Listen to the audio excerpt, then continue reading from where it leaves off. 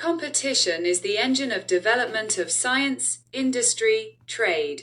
Its absence is stagnation and degradation. Today's video about how the monopoly on the superheterodyne patent held back the development of radio for 10 years, and became one of the reasons for RCA's loss of leadership in the consumer radio market after the patent expired.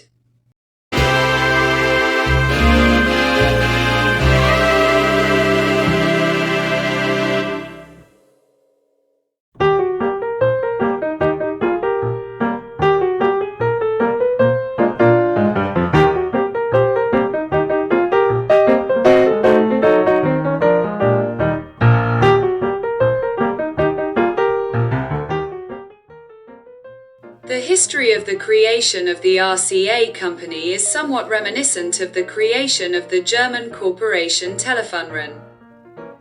When the owners of most German patents on radio, the two largest German electrical engineering corporations Siemens and AEG, in 1903, in order to avoid mutual royalty payments, as well as lawsuits, under pressure from the German authorities, created a third joint company Telefunken, which was granted the right to use their patents for the production of radio equipment, and in return was obliged to share its developments with the parent companies. This scheme worked perfectly in Germany and was repeated in the USA almost 20 years later with minor changes. Here too, there was pressure from the government. This time, of course, from the American side, although there are differences. The US government was dissatisfied with the fact that most of the country's government and military orders were carried out by the British-American Marconi Company and suggested that the American companies General Electric and Westinghouse buy out its assets and form a single radio company, granting it all the patents on radio to fulfill government orders, which was done. And in 1919 the RCA Corporation was formed, despite the fact that its official leaders were 3 directors, one from each division. The informal leader and leader from the very beginning was David Sarnoff, an extremely talented inventor and manager, who in 1920 bought the patent for the production of a superheterodyne from the genius of engineering Edwin Armstrong. He, as is known, created all 3 types of radio receivers: regenerator, superheterodyne, and frequency modulated radio, FM radio. Thus, the newly created corporation almost at one point became the owner of a patent for a superheterodyne, the most advanced type of radio of the 20s and 30s, and therefore the leader of the American radio industry. Well, one of the leaders, because Atwater Kent, another inventor and entrepreneur, disagreed with this arrangement, and despite the fact that his company Atwater Kent did not own a patent for a superheterodyne, still produced very high-quality regenerator and direct amplification receivers and was the market leader among affordable radios. RCA was the undisputed leader among more expensive superheterodyne radio receivers, and after buying the Victor Toking Machine Company, it became the leader among expensive and luxurious console electro-radiogramophones.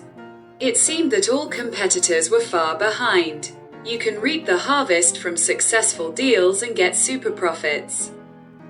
Nothing foreshadowed big problems, but the great financial crisis of 1929. 33 years made its adjustments.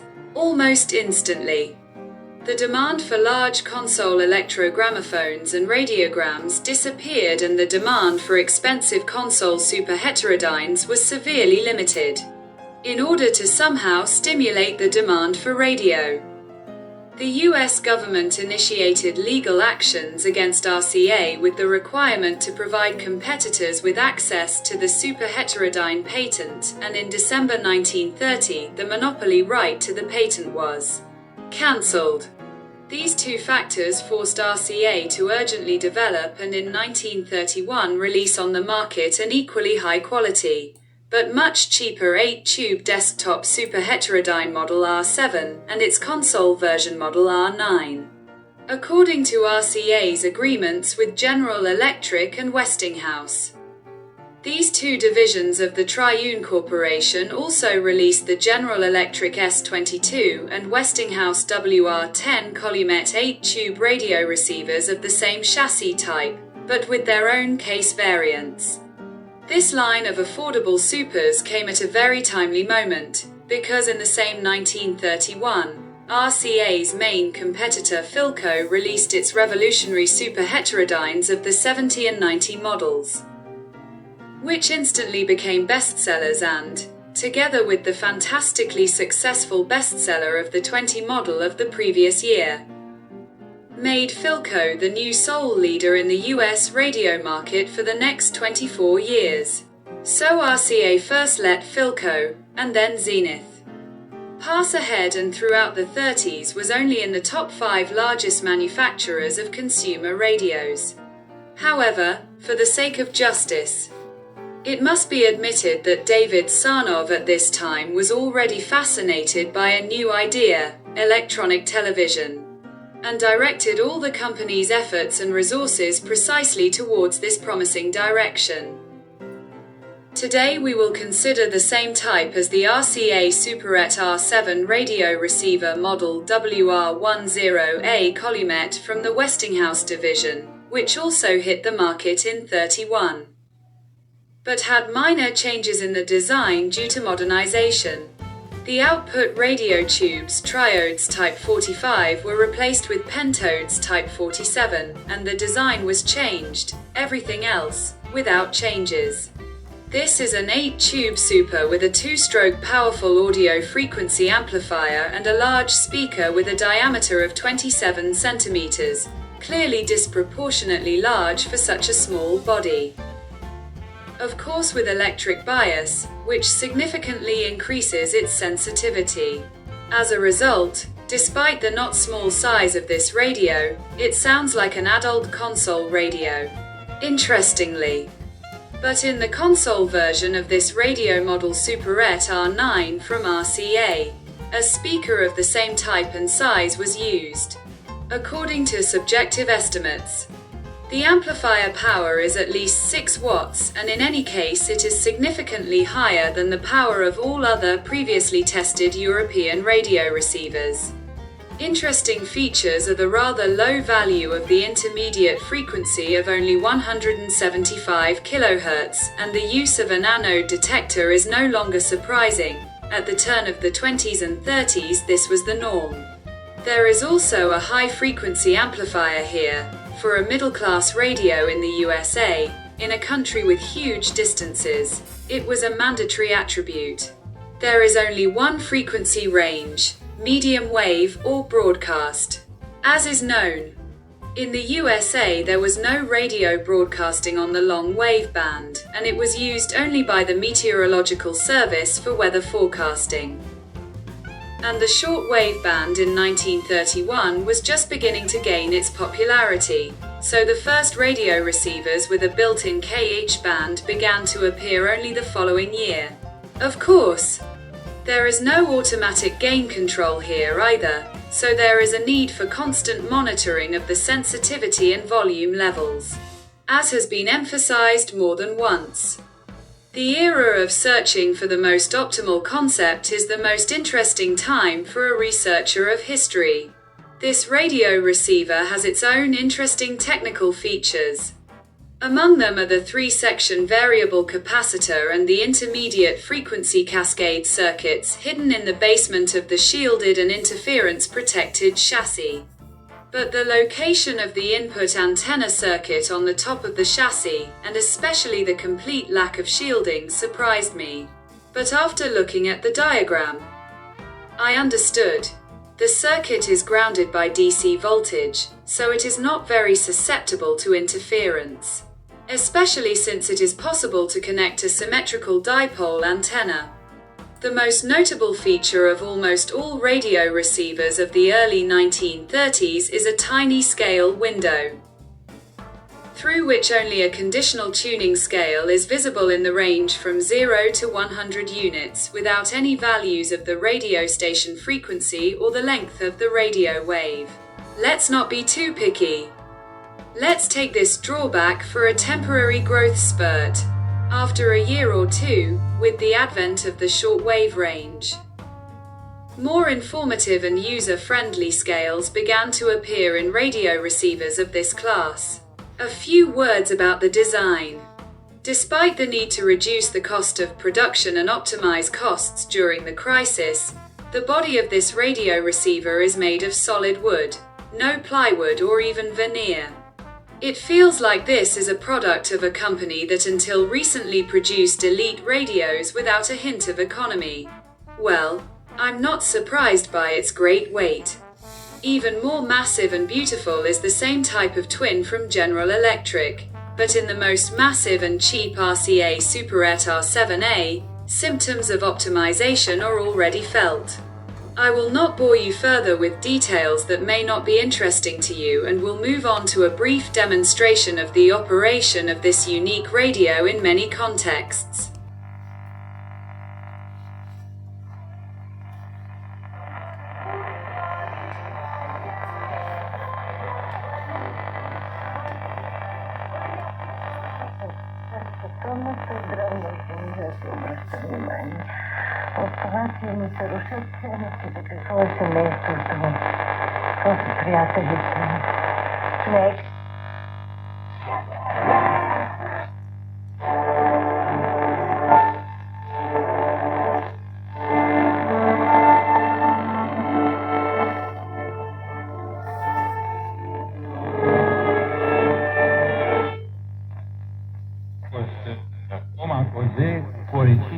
Între timp am mai primit un mesaj și evident am primit și mesajul că liberat puțin Ștefan și poate să...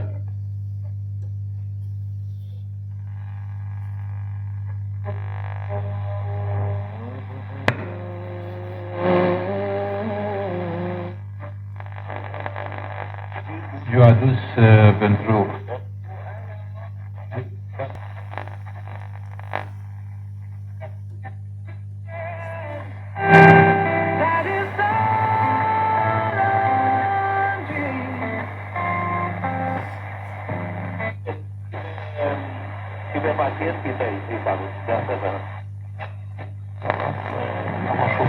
Хотів би ще трошки в такому хорошому режимі, ще багато питань, які ми повинні працювати.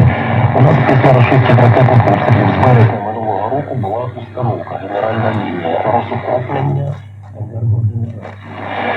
Цей крок, він працює на розукруплення чи навпаки на укруплення енергетичної генерації?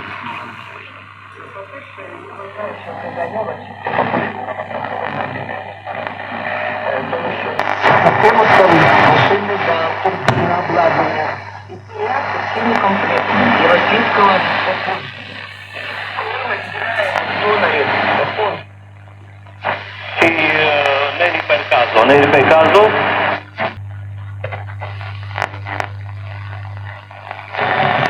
Să deschide seara. La sfârșit.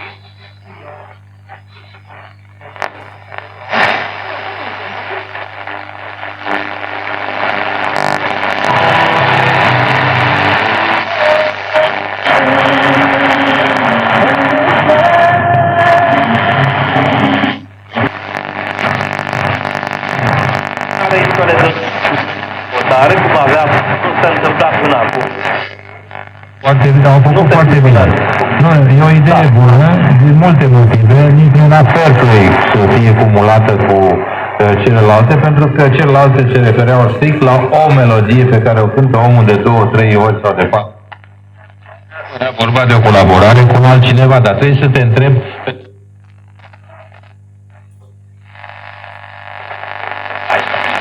Necesitamos nuevos héroes, adecuados para los tiempos que corren. Los símbolos no son las siglas.